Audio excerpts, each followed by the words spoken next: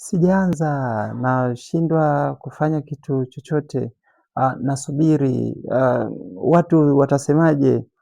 Je, na wewe ni mmoja kati ya watu ambao wanaendelea kusubiri kuanza wakiogopa kuna jambo litatokea, au wakiogopa kuanza kupambania ndoto zao na kusita kuamua kufanya maamuzi katika maisha yao?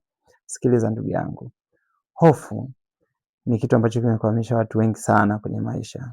Watu wengi wana hofu namna ya kuanza, wana hofu kuanza, hata kama ana wazo zuri, lakini ana hofu kuweza kuanza, anasita. Watu watasemaje? Nikikosea, nikishindwa. Nikwambie kitu kimoja. Kuna mambo mawili. Kwanza, hofu yenyewe ni kitu gani? Hofu ni imani kwamba jambo halitafanikiwa. Kwa hiyo unakuwa unahisi hautafanikiwa, lakini hujafanya.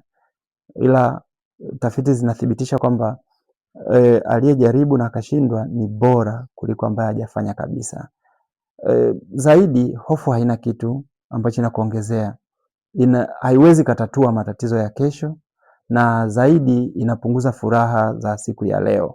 Na wakati mwingine tunasema kisaikolojia, hofu inakufanya wewe uweze kurudi nyuma na kuhisi kwamba uko sahihi kwa sababu haujakosea, kwa sababu haujapata changamoto. Lakini kumbe kile kitendo cha kuwa salama bila changamoto ndio tatizo lenyewe, na utachelewa sana. Nikusihi ndugu yangu, je, bado unaendelea kuwa na hofu katika kufanya mambo yako? Usisite. Kama bado una wasiwasi, unasita kufanya jambo lolote lile, usisite kuwasiliana na wataalamu wa saikolojia waweze kujenga na kushauriana na wewe.